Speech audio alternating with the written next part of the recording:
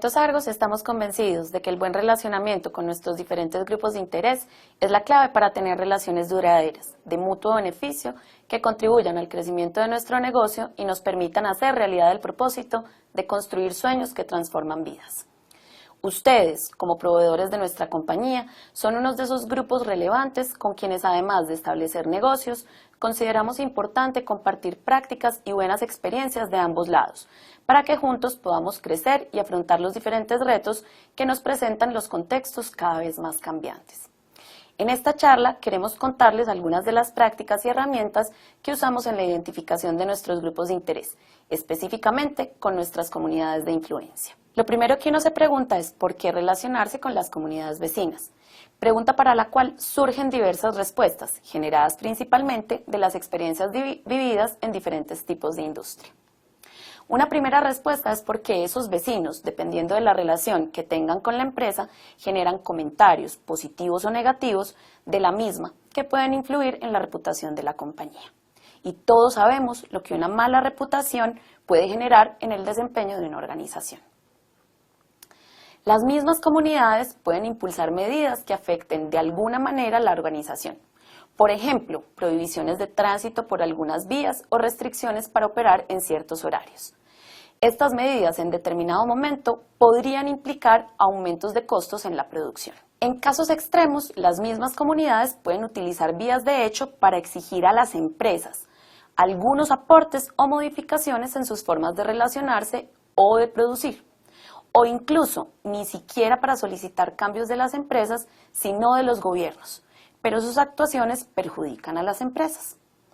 Casos como bloqueos de las vías que impiden la entrada o salida de productos de las empresas o manifestaciones frente a las instalaciones de las compañías son ejemplos de vías de hecho que pueden impactar la normal operación de una organización.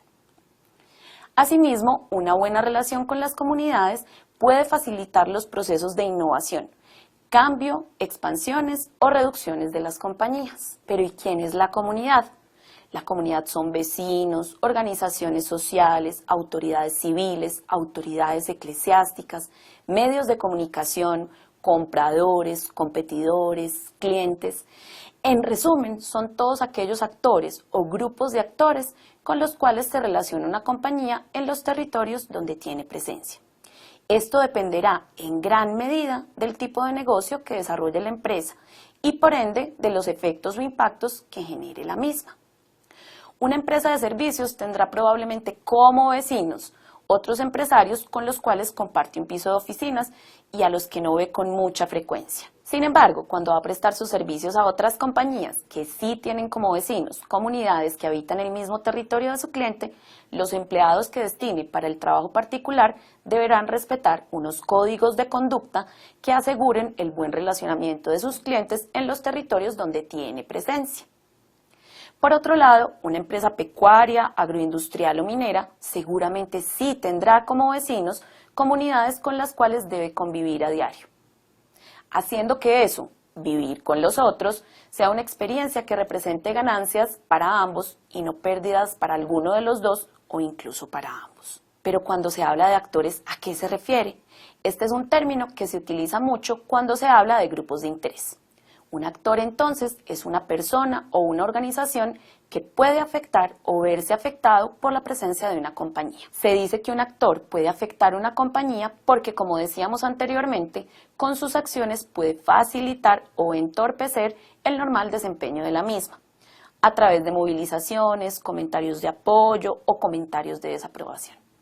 Pero también un actor puede verse afectado por la compañía a través de los impactos o los efectos positivos o negativos de la operación de esa compañía en la vida diaria de las comunidades.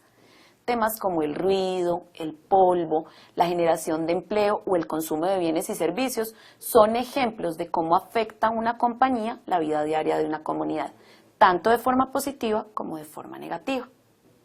La identificación entonces de esos actores que pueden afectar o verse afectados podría ser interminable si no se delimita el territorio donde está asentada la compañía. Y aquí está una de las primeras recomendaciones en el ejercicio de identificación de grupos de interés y de actores. Delimite su área de influencia. Aquí volvemos a la misma consideración anterior. Las áreas de influencia dependerán de los impactos, bien sea positivos o negativos, de su empresa, los cuales están íntimamente relacionados con el sector al cual pertenece. En términos generales, dichas áreas de influencia deben considerar como mínimo hasta donde lleguen los impactos físicos de la operación. ¿Pero qué significa hasta donde lleguen los impactos físicos de la operación? Pues hasta donde lleguen por agua, por aire o por tierra. Aquí se evalúan aspectos como el ruido, que es producido por las máquinas de su compañía, como las vibraciones que se generan por el transporte de los productos que su compañía fabrica, o algunas afectaciones al agua, bien sea porque usted está consumiendo agua y eso impide que la comunidad se acerque a esas fuentes o que le limite el acceso al producto, o porque usted esté haciendo algunas descargas en la producción y eso puede afectar fuentes cercanas a su industria. Una vez haya delimitado el área en la cual va a identificar los actores, pregúntese con quién se relaciona usted normalmente. Con el que le habla más duro, con el que siempre lo defiende y está a favor de todo lo que usted hace, o por el contrario, con el que siempre lo ataca y utiliza cualquier información descontextualizada para ponerlo a usted como el más malo, con ese que no está ni a favor ni en contra de lo que usted hace, con todos, o con el que es más escuchado por todas las otras personas de la comunidad.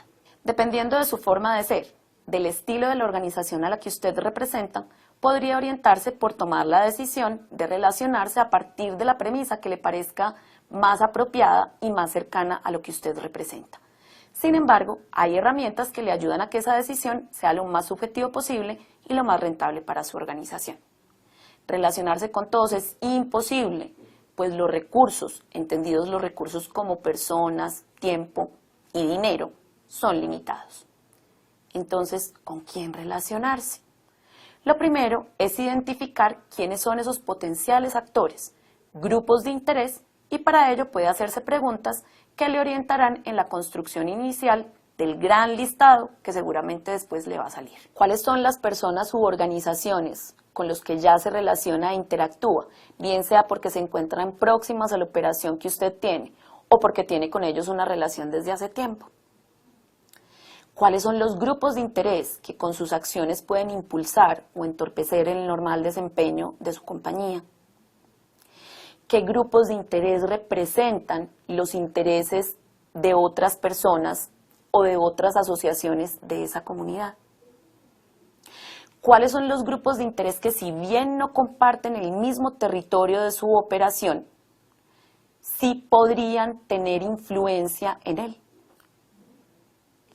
¿Quiénes se ven afectados por la presencia de su compañía? Por temas, como ya lo habíamos expresado anteriormente, ruido, polvo, tráfico vehicular, generación de empleo o compra de insumos. Al final de responderse estas preguntas, seguramente le va a salir un listado muy grande que no podrá gestionar al mismo tiempo, porque como le decíamos, los recursos son limitados. Por lo tanto, aquí viene la necesidad de priorizar esos grupos de interés. Y hay diferentes metodologías para priorizarlos. En Cementos Argos hemos decidido priorizarlos a partir de las variables de posición e influencia, teniendo en cuenta también la dependencia. La posición habla de la postura o la opinión que tiene el grupo de interés frente a la organización o los proyectos que ésta desarrolla. En Argos decidimos crear 4 categorías. La primera es la de apoyo, y es cuando el grupo de interés ha manifestado su satisfacción con el desarrollo de las operaciones de la compañía o con los proyectos que ésta impulsa. La segunda categoría es la de apoyo condicionado, y es cuando el grupo de interés está dispuesto a favorecer o facilitar el desarrollo de las operaciones de la compañía, siempre y cuando se cumplan con algunas de sus expectativas o requerimientos. La tercera categoría sería la neutral, y es cuando ese grupo de interés no se inclina ni a favor ni en contra del desarrollo de las operaciones o de la compañía. Por último, la categoría de oposición es cuando el grupo de interés ha manifestado abiertamente su descontento por las operaciones o por la presencia de la compañía. La siguiente categoría es la influencia, Y la influencia se entiende como el poder que tiene el grupo de interés para afectar un proyecto o el desarrollo de una operación, permitiendo o dificultando la implementación del mismo o para ejercer presión a través de terceros para interferir positivo o negativamente en la capacidad de la empresa para alcanzar sus objetivos. Para determinar si el nivel de influencia es alto, medio o bajo, en Cementos Argos hemos desarrollado unos descriptores que orientan dicha clasificación y que vuelven nuevamente más subjetiva esta calificación. A cada grupo de interés entonces se le evalúan las siguientes condiciones. La primera es autoridad. Y en autoridad lo que evaluamos es si el grupo de interés puede establecer medidas administrativas que afecten directamente a la empresa. Es el caso de las autoridades civiles como alcaldes o gobernadores o los integrantes de cuerpos colegiados como consejos o asambleas departamentales. También los entes reguladores como la Autoridad Nacional Ambiental, la ANLA, o las autoridades ambientales regionales. Incluso es el caso de personas que si bien no son una autoridad civil o no pertenecen a un cuerpo colegiado, sí tienen control político sobre estos. El siguiente factor que se debe evaluar es la representatividad. Y aquí hablamos de una persona o una organización que representa los intereses de grupos significativos de personas. Y se dice que lo representa, pues ocupa un cargo al que llegó por elección popular.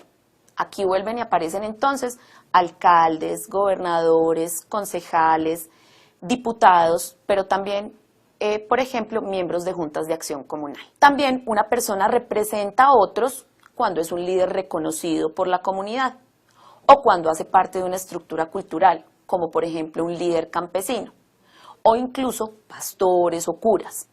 Asimismo, tiene un carácter de representatividad la persona o la organización que congrega o asocia intereses colectivos, como por ejemplo los sindicatos, los gremios o las cooperativas.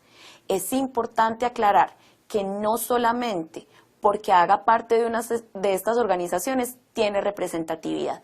Y aquí viene una carga de subjetividad. Usted, con el conocimiento que tiene de esas personas o de esas organizaciones, tiene que definir si efectivamente sí representa los grupos de otras personas. Otro de los elementos es que sea referente en el tema, es decir, una persona o un grupo de personas que por su conocimiento y su trayectoria sean consultados o escuchados en temas relacionados con el quehacer de la empresa o los impactos de la empresa. Otro factor es el tema de la criticidad de la actividad económica que desempeña la persona o el grupo de personas en el territorio donde está sentada la compañía o la relevancia de esa actividad económica para la empresa.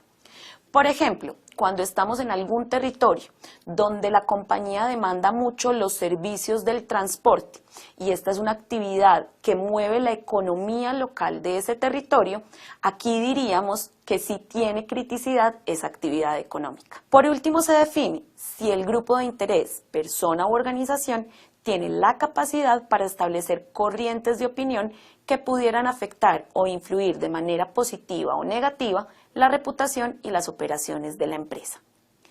Aquí piense en medios de comunicación tradicionales, prensa, radio, televisión, pero también piense en publicaciones digitales y piense también en redes sociales.